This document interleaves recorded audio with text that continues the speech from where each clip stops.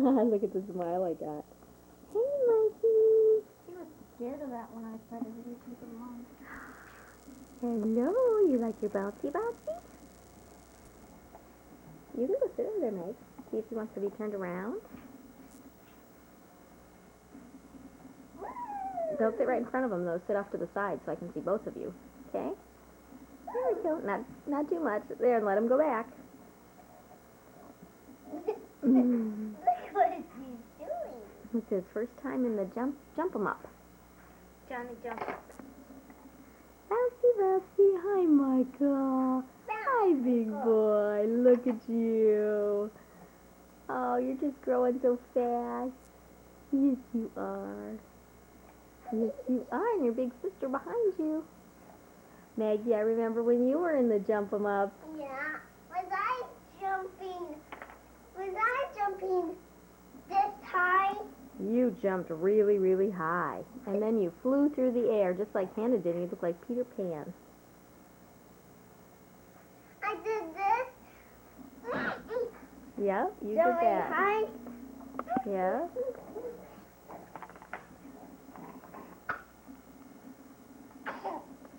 Hey, big boy. Do you like your new seat? Give you something else to do? Don't pull on it, honey, just in case it would fall off or something. You don't want to bonk him on the head. No. No, that wouldn't feel so good, would it? No, my God. Mm-hmm. He's doing pirouettes, Hannah, on one foot.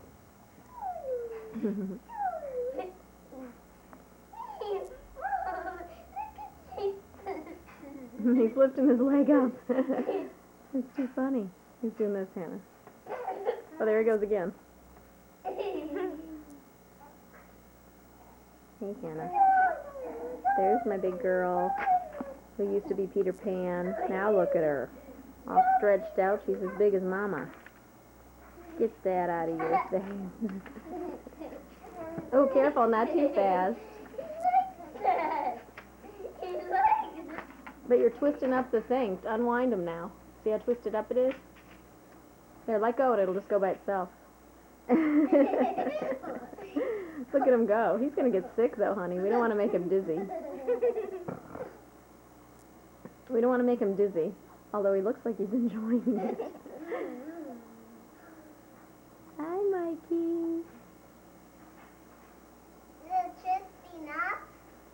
There. A little bit more. The other way. And untwist it, and it will straighten.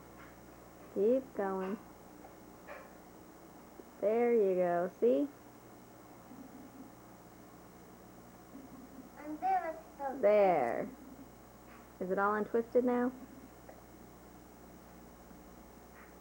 Is it?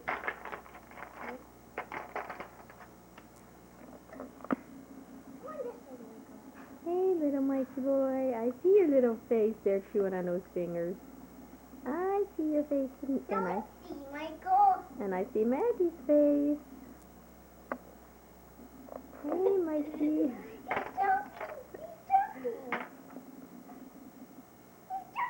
jumping. Yeah, he is with a little help from you, huh? Hi, big boy. Is he smiling? Sort of. Trying to chew his fingers while he's bouncing around. Oh my God! Try to bounce. Oh my God! Now he's smiling. Yeah, he was. Okay, let's just leave him hang by himself, honey. If he wants to move, he'll try to move. See, he's trying to move himself.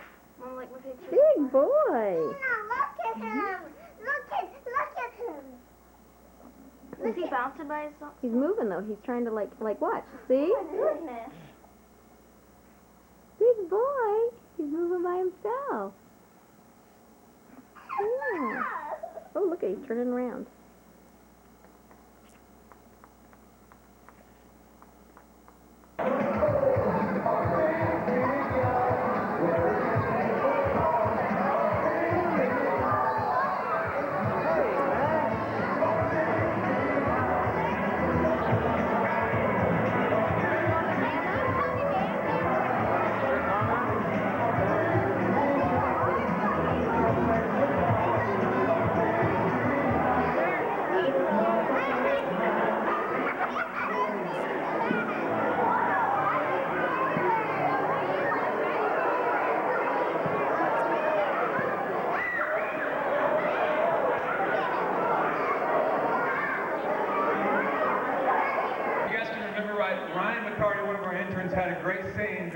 announcement. He said, "There ain't no party like an upward party because an upward party don't stop." And this is when it stops tonight, but this isn't over yet. And we want you to understand that this has been a great season. There's been lots of things that have happened this season. There's been a lot of people that have been praying for you, been praying for each one of you players for every one of your games.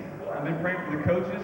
There's been training that took place well back in July 19th in 2001. Some coordinators that took place.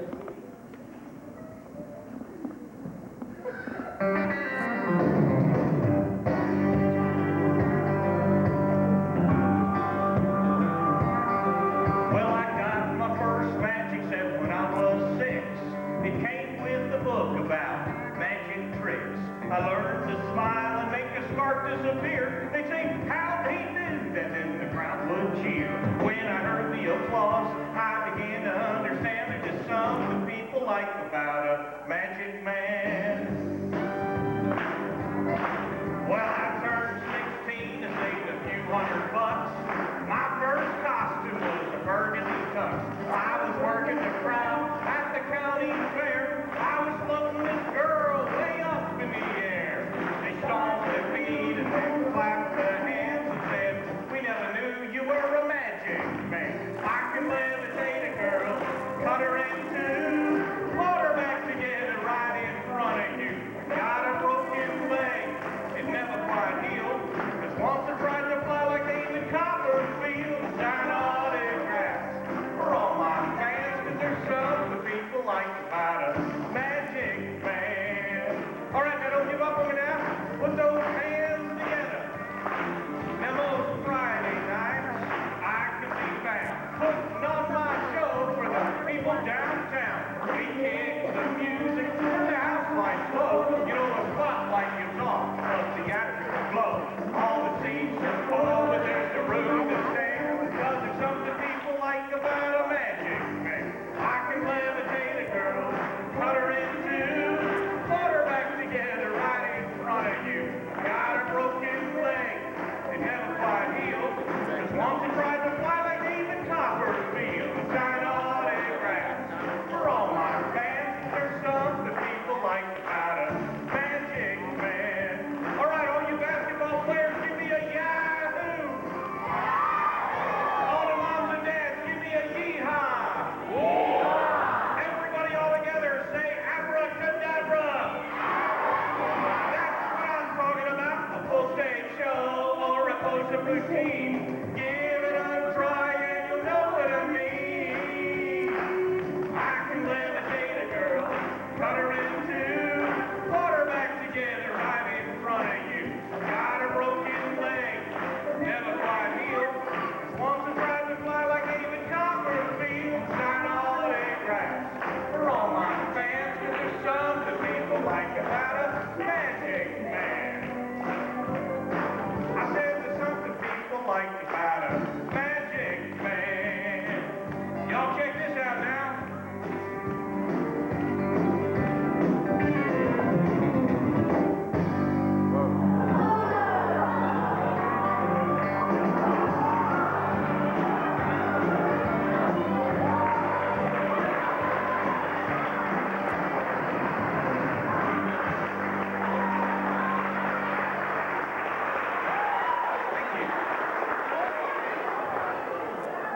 Well, thank you very much. Now you know why they call me the Magic Man. And would you please give a warm welcome to the co-star of my show, Mr. Jack Rabbit.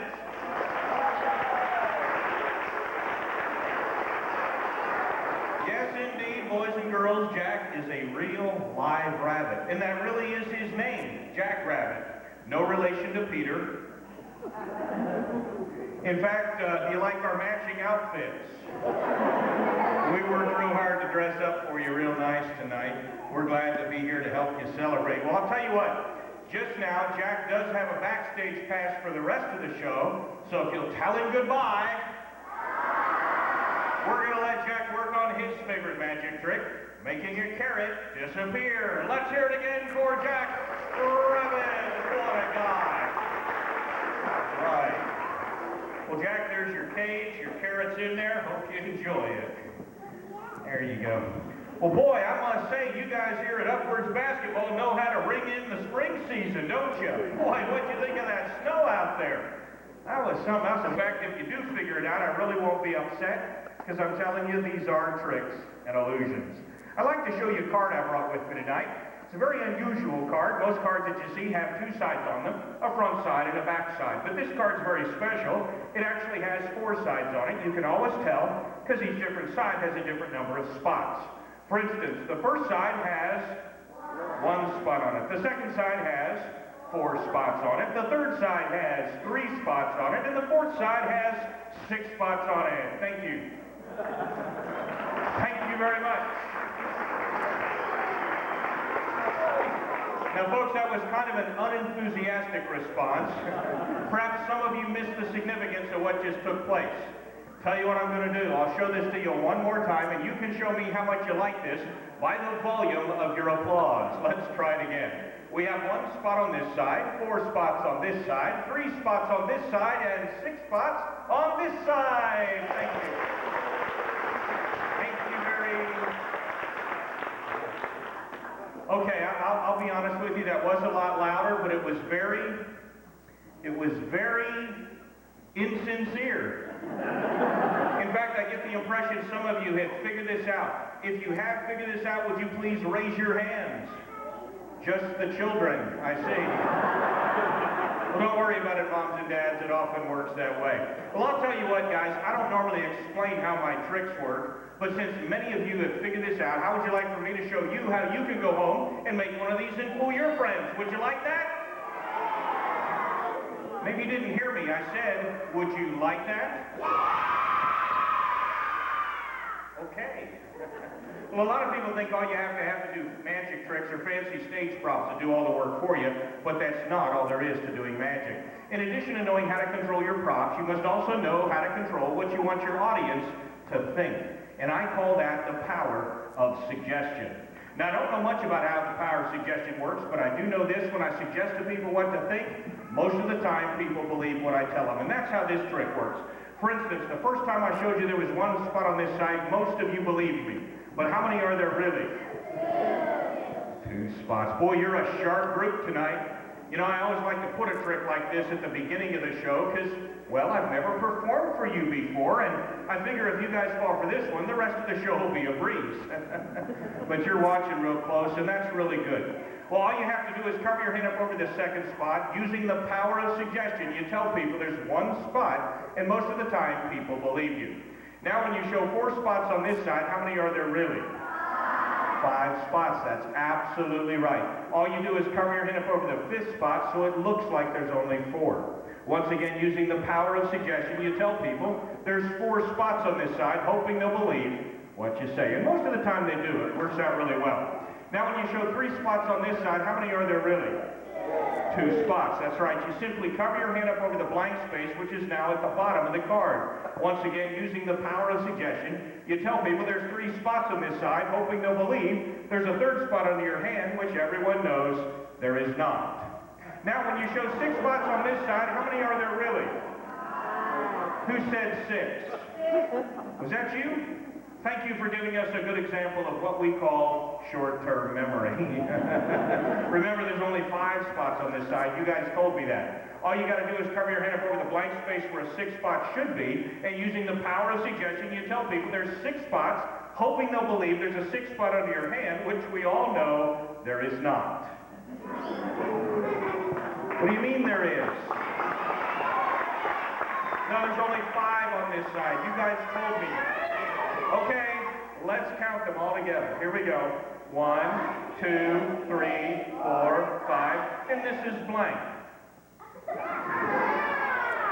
What?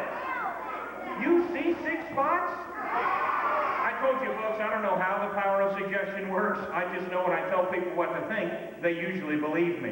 In fact, I found the power of suggestion is so strong. If I can get people to believe they see 6 spots on this side and 3 spots on this side, I usually have no problem getting them to believe when I tell them there's 8 spots on this side.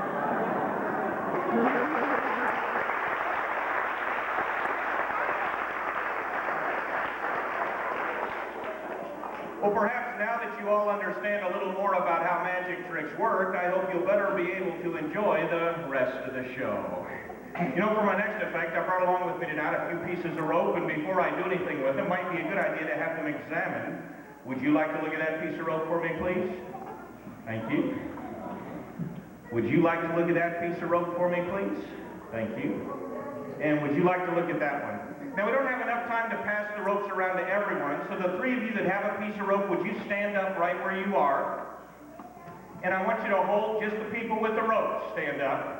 And I want you to hold the ropes up and show them around to your friends and your families, and I want you to make sure their ropes are very ordinary in every way. No trapdoors, sliding compartments, or trickery of any kind. How does your rope look? Is it okay? Good. May I have it back? Thank you. You may be seated. How does your rope look? Is it okay? Did a great job. And I want everyone to notice not only are these three ropes very ordinary, as my three helpers just verified, did you also notice these three ropes have one other thing in common? They're exactly the same length. You didn't notice? We know a lot of people tell me they can't believe me because they say this rope looks shorter than this rope, which looks shorter than this rope. In fact, when I ask most people why they don't believe me, they usually look at me really strange. Kind of like that.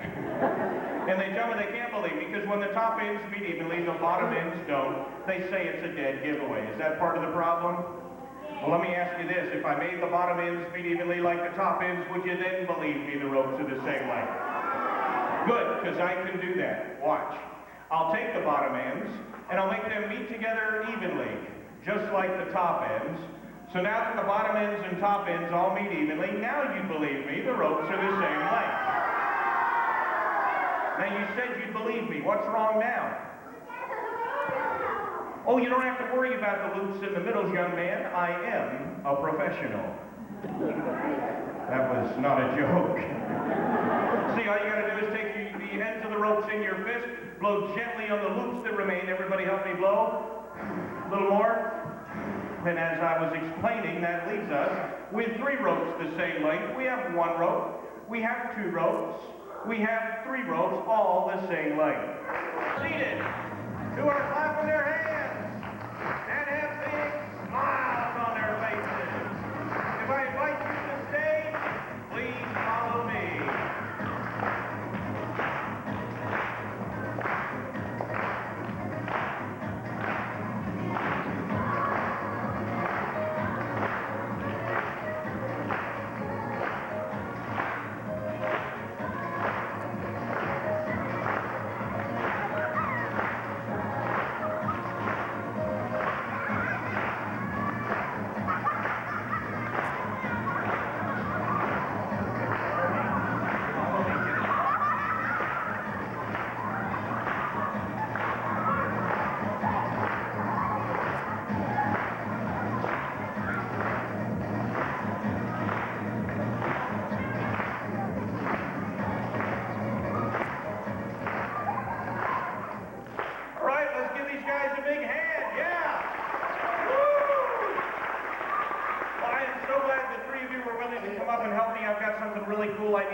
Let me show you what I brought along tonight. I have a marker board, and as you can see, my marker board's divided into 6 parts, which is just perfect for 3 people. Really? See, I'm going to ask each of you a question, and I'm going to write your answers in the top squares, but check this out. I'm going to predict what answers you give, and I'm going to write their predictions in the bottom squares. Now, the other thing we're going to do to keep my predictions separate from your answers is I have a couple of different markers here. Let me get a couple different colors. Here we go. I've got a red one and a black one. Would you guys prefer your answers in red or black? I'll use the other color for my predictions. Well, you got to pick the same color. You got to work as a team. Okay, so that leaves me with the black. Now, ladies and gentlemen, audiences across America tell me they tend to be more impressed if I actually write down my predictions before they give their answers.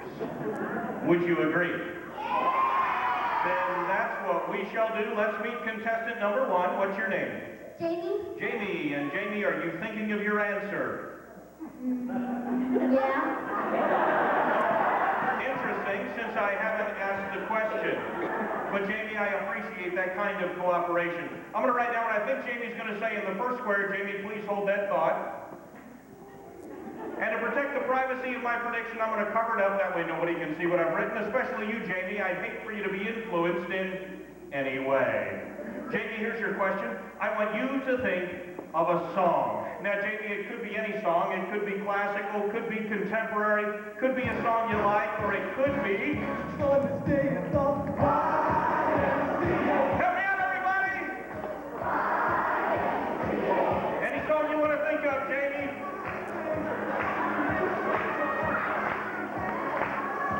All right, now, everybody in the house, here we go. I can't hear you. Any song you want to think of, Jamie?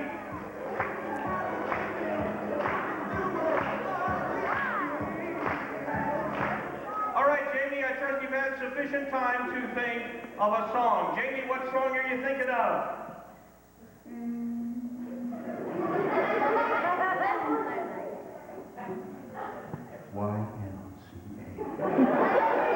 I couldn't hear that? YMCA. I love this job. YMCA. That was incredible. Jamie, how do you spell that? Y-M-C. Hey, school's paying off. Great job. Jamie, give me a big high five. Go stand at the end of the line. Big hand for Jamie. All right, let's meet contestant number 2. What's your name? Brooke. Brooke, are you thinking of your answer? No, you haven't asked the question. Oh, but they want me to write down what I think you're going to say first. So, Brooke, I'm going to work real hard. Brooke, I want you to hold that thought, even though you're not thinking it yet. And I think I know what Brooke's going to say. I'm going to cover up my prediction so nobody can see what I've written, especially you, Brooke. I'd hate for you to be influenced in any way. Brooke, I want you to think of an animal. Now, Brooke, it could be any animal. It could be a wild animal, or it could be a house pet. Now, Brooke, it could be an animal you'd have to go visit at the zoo, something very dangerous kept behind steel bars, or it could be a feline house pet that curls itself up in your lap at home and purrs itself to sleep. Brooke, I trust you've had sufficient time to think of an animal. Brooke, would you tell me what animal you're thinking of? A dog.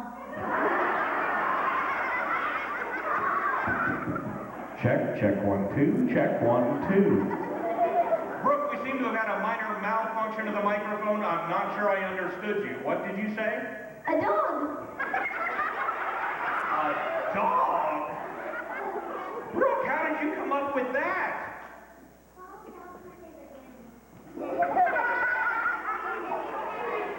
Well, it's not mine. Brooke, I'd like to thank you for helping me, but you didn't. So go stand at the end of the line. Big hand for Brooke. All right, let's meet our cleanup hitter. What's your name? Tyler. Tyler, are you thinking of your answer? No, not really. Little cooperation would be appreciated. Tyler, I'm going to write down what I think you're going to say here. Please hold that thought, even though you're not thinking it. All right, I think I've got it. I'm going to cover up my prediction once again so nobody can see it, especially you, Tyler. I'd hate for you to be influenced in any way. Tyler, I want you to think of a number. Could be any number, could be high, could be low, but it's important you answer wisely. My reputation's riding on it. While you're thinking of your number, I'm just going to talk to the audience for a moment, okay? I don't know if you guys noticed, but I invited 3 members of the audience to come and help with this trick. I've asked them 3 questions. I've written down 3 predictions, and we're about to get our 3rd answer from contestant number 3. All right, Tyler, I trust you've had sufficient time to think of a number. What number are you thinking of? 2. 2? Would you like to try again? 2. 3rd time's the charm. 2. Except for me. All right, that's who you want, that's who you got. Tyler, I'd like to thank you for helping, but you weren't much help either. Go stand at the end of the line. Big hand for Tyler.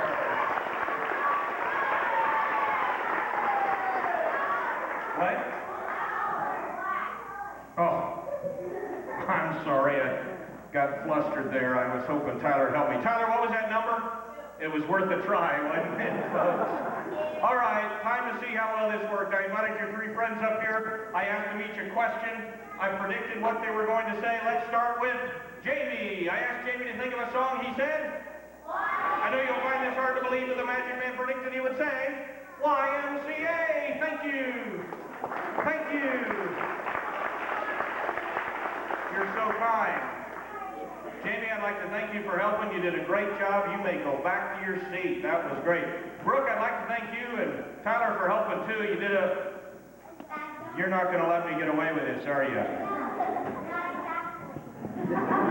I asked Brooke to think of an animal. She said, Magic Man said,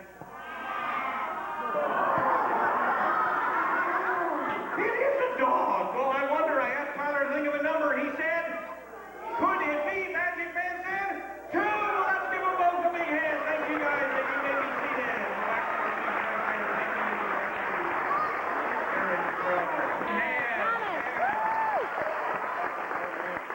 What is your name? Thomas. All right, Thomas, turn around so everybody can see that great smile. That's great. Thomas, you enjoying the show? Yeah. Good answer. Very good answer. Would you help me with a card trick? Yeah. Well, you're going to love this one. I guarantee you've never seen anything like it before. Ladies and gentlemen, I carry the cards right here in my pocket.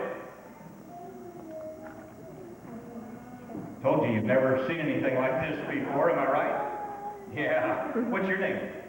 Ben, would you hold the card box? Thank you. Don't set it down or drop it, Ben. It's real hard to find if you do. I want everyone to notice I have a full deck here. I always like to play with a full deck. Most people tell me they appreciate that. I'd like you to pick a card, any card. Do you know why we're all kind of laughing? No, we're laughing because remember I asked you to pick a card? You took 2, didn't you? I'm sure it was an honest mistake, but I need one of them back, thank you. Now the cards you kept, I want you to look at it and memorize it, both the number and the suit. If you got it, you won't forget. Just to make sure, show it to everyone else in the audience, I won't look. Has everyone seen his card? All right, I want you to notice the remaining cards are still face down. In just a moment, I want you to put your card back in the deck, but before you do, turn it face up. So when you put it in the deck, it's the only card face up. Can you handle that? Now, I don't want to see his card, so I'm going to look the other way. Would you guys watch and make sure he does what I've asked? Can I count on you? Here we go. Face up, right back in the deck. Is it in there? Did he do it right? Great. I want you to take the entire deck. I want you to shuffle it up.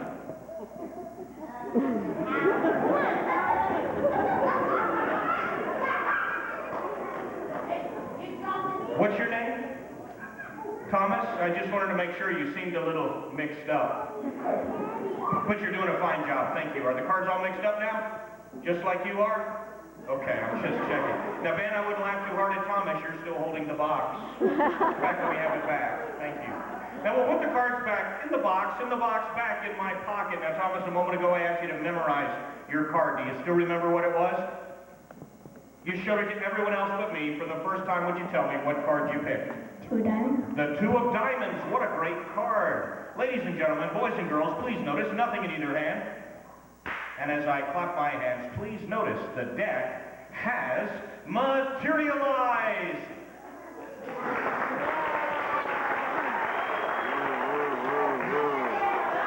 You know, Thomas, I've heard this sound before. In show business, we call it sympathy applause. Now, folks, I'm not here for your sympathy tonight. In fact, I can tell you we're genuinely underwhelmed with that part of my show, but stay tuned. I think you'll like the next part a little better. Ben, you did a magnificent job holding the card box, if you'd hold it again. Thomas, we're going to look through the cards face up, so your card should be face down. Is that correct? All right. So, we're going to look through the deck, see if there's one card face down that would be Thomas's card, the 2 of diamonds. Just want to make sure you recognize it when you see it. Here we go. You see a face down card, make sure I stop. See if that's it. Ladies and gentlemen, the 2 of diamonds. Ben, you did a fine job holding the card box. I appreciate it. Thomas, I got to ask you, some people tell me when they help help me with this, they find it somewhat embarrassing. You know the part with the invisible cards. Did this embarrass you at all? It did. Well, tell you what, I'd like to leave you with a little token of my appreciation, something that you can remember this spectacular occasion when you helped a famous magician. That was still not a joke. Please notice nothing in either hand. And as I clap my hands, please notice the deck has become invisible again. And Thomas, I'd like to present it to you. Let's give him a big hand. Thank you very much. You know that, guys, that happens to be one of my very favorite tricks, not only because it's a lot of fun, but it's got something very important for us to learn. Thomas, you and I never met before, had we? Yet you were willing to do whatever I asked you to do, no matter how hard these people you thought were your friends laughed. Thomas demonstrated for us a very important character quality that I believe God wants us to develop in our lives, and that's the quality of trust. Sometimes the Bible calls it faith. And in the book of Hebrews, chapter 11, verse 1, the Bible says that faith is being sure of what we hope for and certain of what we don't see. And Thomas gave us a very vivid illustration of that kind of trust or faith. For whenever I asked him to do something, he willingly did it, no matter how you guys responded. And I've noticed that when I try to follow the teachings of Jesus Christ found in God's Word, sometimes I get laughed at or made fun of by people who don't know God. You know, the cool thing is that, Thomas, you didn't know what was going to happen in the trick, did you? But you listened to what I told you. And in the end, everything came out okay, didn't it? And you know, how many of you, was this your first year to play basketball? Wow. And I bet you guys didn't know all the rules, and you didn't know how to do things in correct form and all of that. And you guys had to learn to trust somebody. Who did you learn to trust to help teach you how to play ball? Who helped you? Your coach. And you had to know who to trust and who to listen to. And because you trusted your coach, how many of you learned a whole bunch about basketball you didn't know before? That is so cool. But you know, guys, there's another purpose for Upwards basketball, and that's, of course, to help you look up. You see, we want you to grow strong, not only in body and in mind, but in spirit. And that's the cool thing about Upwards basketball, because it takes into consideration the entire player. And I understand that not only have you guys practiced physically, but you've also had devotions together and learned some really cool things about the game of life. And you know, I want to encourage you, there's one person in my life that I've found that I can trust, and that's the Lord Jesus Christ. You know, sometimes when you're playing the game of life, it gets tough out there. It seems like everything's going against you. But I've found if I listen to my coach, in this case, the Lord, boy, he helps me make it through. In fact, Jesus promised us in his word that he'd be with us always, those who are faithful, those who will trust him. And you know, we learned this fall with the terrible terrorist attack that a lot of people in our country, they were trusting in a lot of the wrong things. And a lot of people started looking up and listening to God. And I hope that through Upwards basketball, you guys have learned to look up. I hope you've learned that in order to play the game, you got to listen to the coach. And I hope you'll know in the game of life, the real coach you need to listen to is Jesus Christ. Thanks for letting me speak with you a little bit. Doug, I'm going to turn it over to you.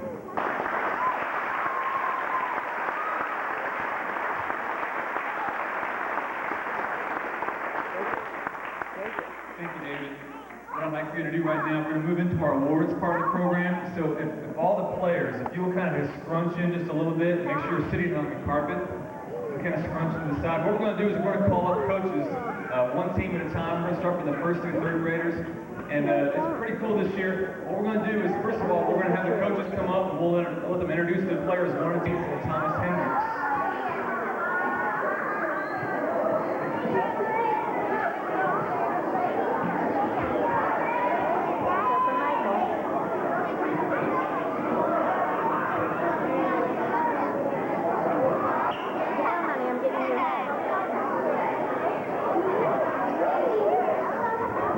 Matthew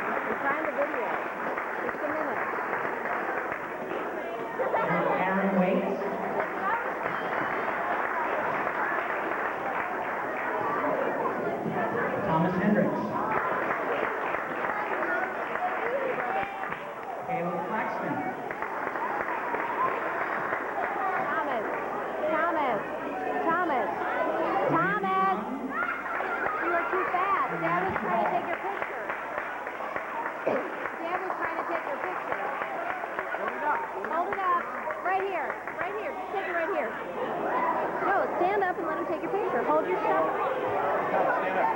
Stand up. Again, head coach Melanie Williams, Hannah Hendricks, and Lauren Buck. Please come forward to be recognized.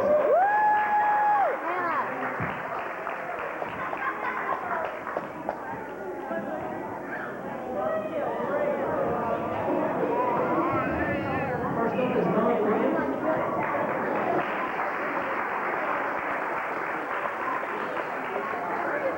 Hannah Hendricks.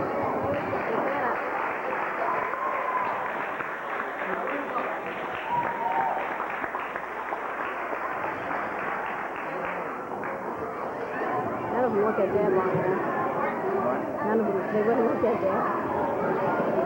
All right, now bring me. A little tiny bit. Move your cup down. Get away. Get away. Get away, Mikey. Who did he play for?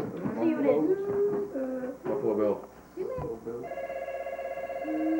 Partner Mike Huff. I wanted to see him. Partner Mike Huff. Let's pick up. All right. The Adventures of Thomas the Torture Man. Today, we are going to shove a pencil through my fingers. It hurts, but it's actually kind of fun.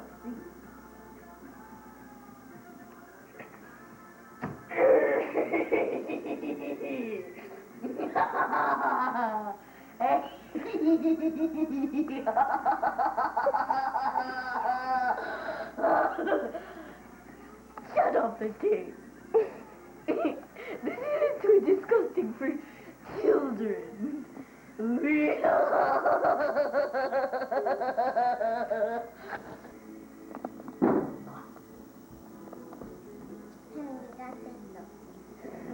The beautiful Maggie demonstrates the trick. Quickly.